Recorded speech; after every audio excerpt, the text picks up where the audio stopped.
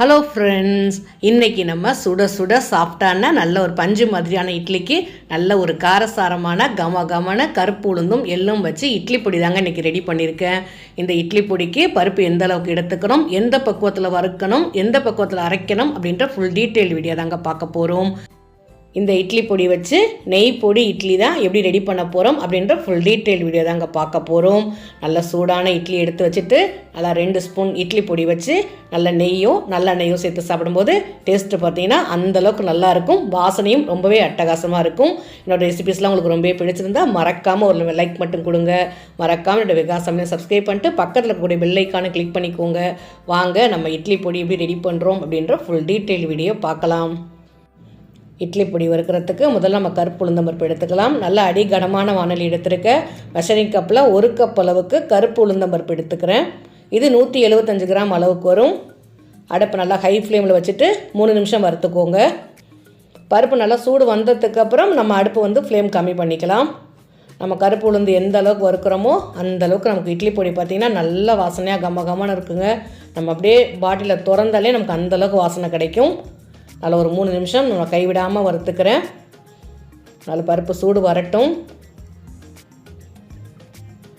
ஓரளவுக்கு நிறம் மாற ஆரம்பித்தோடனே மீடியம் ஃப்ளேம் வச்சுக்கலாம். நமக்கு கருப்பு உளுந்து ஒன்று போல் எல்லாமே எல்லாமே ஒன்று போல் வறுபடணும். இப்போ தான் ஓரளவுக்கு நிறம் மாற ஆரம்பிக்குது. நல்லா கைவிடாமல் வறுத்துக்கோங்க. எனக்கு இந்த கருப்பு உளுந்து வறுக்கிறதுக்கு கிட்டத்தட்ட 8 நிமிஷம் ஆனதுங்க. ஃபஸ்ட்டு 3 நிமிஷம் ஹை ஃப்ளேம் வறுத்துருக்கேன். அடுத்து ஒரு 5 நிமிஷம் பார்த்திங்கன்னா மீடியம் ஃப்ளேமில் வறுத்துருக்கேன். இப்போவே நல்ல வாசனை வர ஆரம்பிச்சிச்சு ஃப்ரெண்ட்ஸ். டேஸ்ட்டு ரொம்பவே நல்லாயிருக்கும். ட்ரை பண்ணி பார்த்துட்டு உங்கள் கமெண்ட்டை சொல்லுங்கள். இப்போ நமக்கு நல்லா கருப்பு உளுந்து பார்த்திங்கன்னா ஒன்று போல் நல்லா வறுபட்டுருச்சு. நல்லா வாசனையே நல்லா கம்மன்னு வருது. பாருங்கள் எந்த அளவுக்கு ஒன்று போல் நல்லா ட்ரை ரோஸ்ட் ஆகிருக்கு. கொஞ்சம் கூட எண்ணெய் இல்லாமல் நல்லா வறுத்து எடுத்துக்கோங்க. அவ்வளோதாங்க. இப்போ நம்ம அப்படியே ஒரு பிளேட்டில் போட்டு ஆற வச்சிடலாம். ஆறிட்டு இருக்கட்டும். அதே பேனை அடுப்பில் வச்சிடுறேன். அடுத்து மெஷரிங் கப்பில் அரை கப்பை விட கொஞ்சம் கூட இருக்குங்க. மொத்தத்துக்கு இது 125 கிராம் அளவுக்கு கடலைப்பருப்பு எடுத்துக்கிறேன்.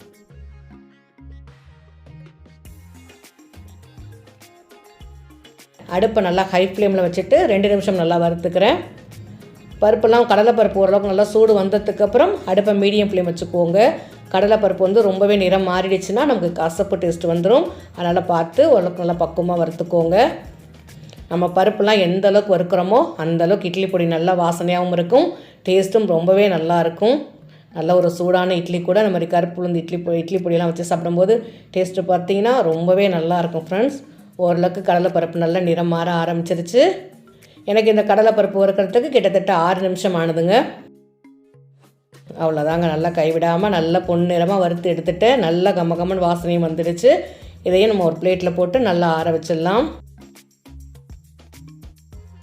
கடலைப்பருப்பும் உளுந்தம்பருப்பும் நல்லா வறுபட்டுருச்சு. நல்லா பிளேட்டில் போட்டு ஆறிட்டு இருக்கட்டும்.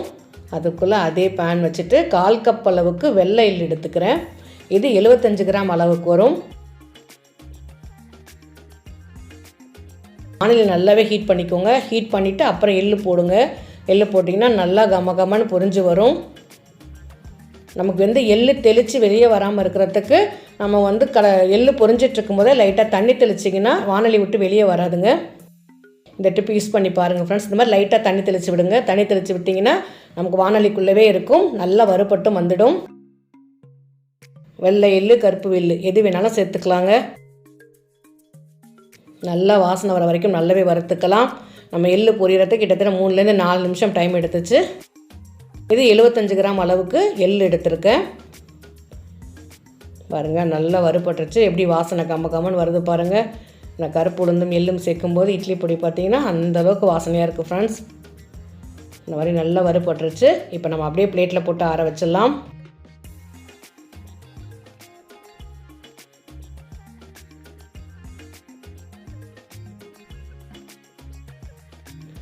அதே பேனை அடுப்பில் வச்சிடுறேங்க. வச்சுட்டு இப்போ மிளகா பார்த்திங்கன்னா ஒரு 30 வரமிளகா எடுத்துருக்கிறேன். இன்றைக்கி இட்லி பொடி பார்த்திங்கன்னா கொஞ்சம் காரசாரமாக தாங்க இருக்கும். அதனால் எனக்கு கொஞ்சம் காரமான இட்லி பொடி வேணும் அப்படிங்கிறதுனால ஒரு 30 வரமிளகா எடுத்துக்கிறேன். மிளகாயெல்லாம் 2ஆக உடச்சி எடுத்துக்கலாம். நம்ம உடச்சிட்டு வறுக்கும்போது பார்த்திங்கன்னா மிளகாயில் ரொம்ப காரமாக தெரியாது. ஓரளவுக்கு சாப்பிட்ற அளவுக்கு நல்ல பக்குவமாக இருக்கும். நம்ம முழு மிளகாயை வறுக்கிறத விட இந்த மாதிரி 2ஆக உடச்சிட்டு நம்ம அதுக்கப்புறம் வறுத்துக்கலாம். இது மெஷரிங் கப்பில் அளந்து பார்த்தீங்கன்னா ஒரு கப்பை விட லைட்டாக கோபுரம் அளவுக்கு நமக்கு வந்திருக்கு. இப்போ ஒரு அரை டீஸ்பூன் அளவுக்கு நல்லெண்ணெய் சேர்த்துக்கிறேன். நல்லெண்ணெய் சேர்த்துட்டு அடுப்பை லோ ஃப்ளேம்லேயே வச்சுக்கோங்க. மெஷரிங் கப்பில் ஒரு கப் அளவுக்கு வரமிளகாய் எடுத்துக்கிறேன். மீதி இருக்க விதைகளும் சேர்த்துக்கலாம், அப்போ தான் நமக்கு காரம் கிடைக்கும். அதனால் விதைகளும் சேர்த்துக்கிறேன். ஒரு அரை டீஸ்பூன் அளவுக்கு கல்லுப்பு சேர்த்துக்கலாம். கல்லுப்பு சேர்த்து நம்ம மிளகாய் வறுக்கும்போது நெடி வரும் பாருங்கள், அந்த மாதிரி நெடி வராமல் இருக்கும்.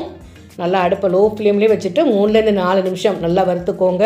மிளகாய் நிறம் மாறக்கூடாது, ஆனால் நல்லா வறுபட்டு இருக்கணும். அந்த மாதிரி வறுத்து எடுத்துக்கோங்க. இந்த மாதிரி கைவிடாமல் வறுத்துக்கோங்க. இது கொஞ்சம் காரசாரமான இட்லி பொடியாக தாங்க இருக்கும். நம்ம முதல் நாள் பார்த்திங்கன்னா கொஞ்சம் நல்லா காரமாக இருக்கும், அடுத்த நாள்லாம் காரம் ரொம்பவே கரெக்டாக இருக்கும். ஒரு 30 வரமிளகாய் நான் 2ஆக உடச்சி சேர்த்துக்கிறேன். ஒரு 3லேருந்து 4 நிமிஷம் நல்லா கைவிடாமல் வறுத்து எடுத்துக்கோங்க. இப்போ பார்த்திங்கன்னா லைட்டாக கொஞ்சம் அமுங்கிற மாதிரி தான் இருக்கும். ஆற வச்சோன்னா நமக்கு நல்லாவே கிறிஸ்பி ஆகிடும். மிளகா பார்த்திங்கன்னா நல்லா உடப்பட்டு நல்லா கிறிஸ்பி ஆகிடும். 10 மெஷரிங் கப்பில் பார்த்திங்கன்னா 1/4 கப் அளவுக்கு நல்லா கருவேப்பிலை எடுத்துக்கிறேன். நல்லா ஹை ஃப்ளேமில் வச்சுட்டு 2லேருந்து 3 நிமிஷம் நல்லா வறுத்துக்கோங்க. கருவேப்பிலை நல்லாவே நமக்கு வறுபடணும், அப்போ தான் நமக்கு பொடியெல்லாம் கெட்டு போகாமல் நல்லாயிருக்கும். இந்த மாதிரி நல்லா ட்ரை ரோஸ்ட் ஆகட்டுங்க. இந்த கருவேப்பிலை வாசனையெல்லாம் இட்லி பொடி பார்த்திங்கன்னா டேஸ்ட் அந்தளவுக்கு நல்லாயிருக்கும். கருவேப்பிலை நல்லா வறுபட்டுருச்சு. இப்போ நான் அப்படியே பிளேட்டில் போட்டு ஆற வச்சிடுறேன், ஆறிட்டு இருக்கட்டும்.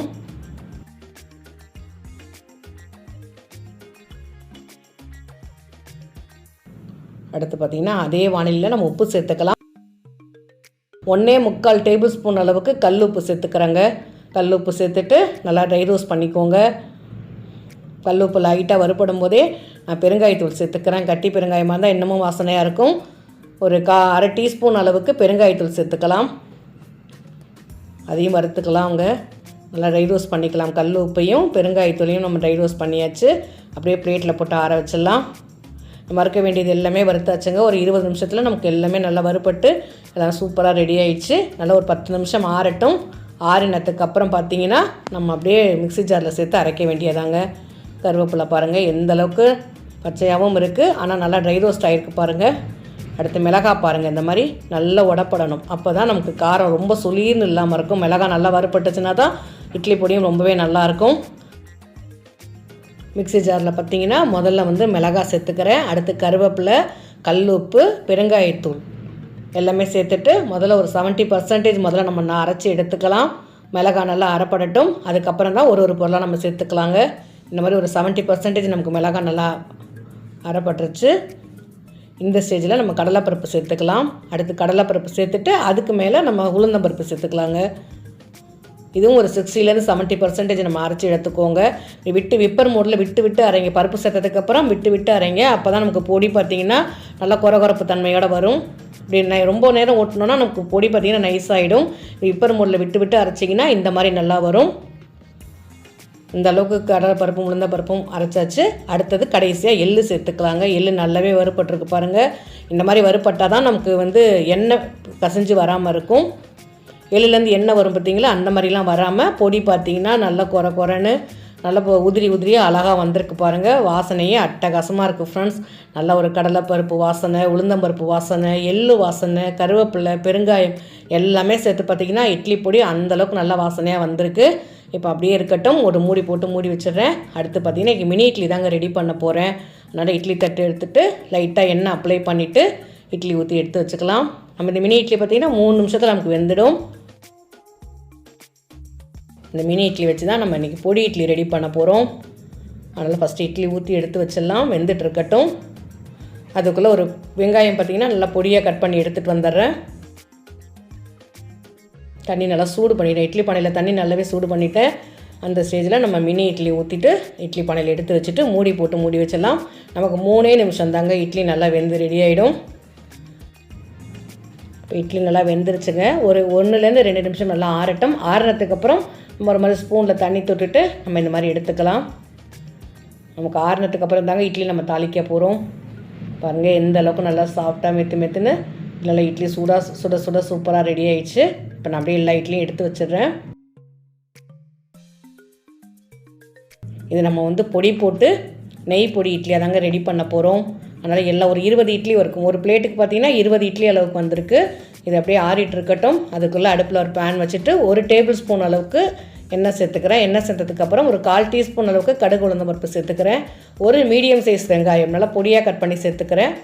ஒரு கொத்து கருவேப்பிலை சேர்த்துக்கலாம். வெங்காயம் நல்லா வதங்கட்டும். ஒரு 70% நமக்கு நல்லா வெங்காயம் நல்லா வதங்கணுங்க. வதங்கினா தான் நமக்கு இட்லியோடு சேர்ந்து மிக்ஸ் ஆகி சாப்பிடும்போது டேஸ்ட்டு ரொம்பவே நல்லாயிருக்கும். வெங்காயம் பாருங்கள் நல்லாவே கண்ணாடி பதத்தை விட கொஞ்சம் அதிகமான அளவுக்கு நல்லா வதங்கிடுச்சு. வதங்கினதுக்கப்புறம் அடுப்பை நல்லா லோ ஃப்ளேமில் வச்சுட்டு நம்ம வேக வச்ச இட்லி எல்லாமே நம்ம பேனில் சேர்த்துக்கிறோம். சேர்த்துட்டு ஒரு 3 ஸ்பூன் அளவுக்கு நான் இட்லி பொடி தூவிக்கிறேங்க. காரம் நமக்கு எந்த அளவுக்கு தேவையோ அதுக்கு தகுந்த மாதிரி பார்த்து சேர்த்துக்கோங்க. எனக்கு நான் 3 ஸ்பூன் அளவுக்கு நான் இட்லி பொடி சேர்த்துக்கிறேன். முதல்ல ஒரு 2 ஸ்பூன் சேர்த்துட்டேன். ஒரு தடவை மிக்ஸ் பண்ணி பார்த்துட்டு அதுக்கப்புறம் நம்ம நெய் சேர்த்துக்கலாம். நல்லா நெய்லாம் சேர்த்து இட்லி பொடி சேர்த்து நம்ம தாளித்து சாப்பிடும்போது பார்த்திங்கன்னா அந்தளவுக்கு நல்லாயிருக்கு ஃப்ரெண்ட்ஸ். இதை நம்ம லஞ்ச் பாக்ஸுக்கு எடுத்துகிட்டு போகலாம். நம்ம இந்த நெய் பொடி இட்லியோட நல்ல ஒரு தேங்காய் சட்னி கெட்டி சட்னியோட சாப்பிடும்போது டேஸ்ட் இன்னமும் நல்லாயிருக்கும். வெங்காயம் பாருங்கள் நல்லா மிக்ஸ் ஆகிடுச்சு. இட்லியோடு சேர்ந்து நல்லாவே மிக்ஸ் ஆகிடுச்சு. அவ்வளோதாங்க. நம்ம பொடியெல்லாம் நமக்கு கரிஞ்சு போகாமல் நம்ம பக்குவமாக நம்ம லோ ஃப்ளேம்லேயே வச்சு இந்த மாதிரி கலந்து எடுத்துகிட்டு நல்லா வாசனையும் அட்டகாசமாக இருக்குங்க. நம்ம நெய் போட்டுட்டு பொடி போட்டு இட்லி தாளிக்கும் போது இன்னமும் ரொம்பவே அட்டகாசமாக இருக்குது ஃப்ரெண்ட்ஸ். அடுத்து நம்ம சாதாரண இட்லி கூட நம்ம இட்லி பொடி வச்சு சாப்பிட்டு பார்க்கலாம். ஒரு சின்ன மினி இட்லி இருக்குது, இது கூடவே வச்சு சாப்பிட்டுக்கலாம். நல்லா சூடான இட்லி எடுத்து வச்சுட்டு நல்லா 1 ஸ்பூன் பொடி வச்சு நல்லெண்ணெய் சேர்த்துக்கிறேன். இந்த மாதிரி நல்ல ஒரு கொரகொரத்தன்மையோடு இருக்கும்போது பொடி பார்த்திங்கன்னா டேஸ்ட்டு சாப்பிட்றதுக்கு ரொம்பவே நல்லாயிருக்கும். இட்லி பாருங்கள் எந்த அளவுக்கு ரொம்பவே சாஃப்டாக வந்திருக்கு. நான் பெரிய இட்லி ஊற்றலைங்க, அதனால் மினி இட்லியே நம்ம டேஸ்ட் பண்ணிக்கலாம். நல்லா ஒரு சின்னதாக ஒரு மைல்டான காரசாரமாக கருப்புளுந்து எள் கருவேப்பிலை எல்லாமே சேர்த்து பொடியோட வாசனை காரம் ரொம்பவே பர்ஃபெக்டாக வந்திருக்கு. நீங்களும் ட்ரை பண்ணி பாருங்கள். என்னோடய ரெசிபிஸ்லாம் உங்களுக்கு ரொம்பவே பிடிச்சிருந்தா மறக்காமல் ஒரு லைக் பட்டு கொடுங்க. அடுத்து பார்த்திங்கன்னா மினி இட்லி இந்த மாதிரி தாளிச்சிட்டு அந்த வெங்காயத்தோடு சேர்த்து சாப்பிட்டு பாருங்கள். டேஸ்ட் உண்மையாகவே சொல்கிறேன் அந்தளவுக்கு நல்லா இருக்குங்க. ட்ரை பண்ணிவிட்டு உங்களோட கமெண்ட்டை பதிவு பண்ணுங்கள். மறக்காமல் விகாஸ் சமையலை சப்ஸ்கிரைப் பண்ணிட்டு பக்கத்தில் இருக்கிற பெல் ஐக்கானை கிளிக் பண்ணிக்கோங்க. தேங்க்யூ.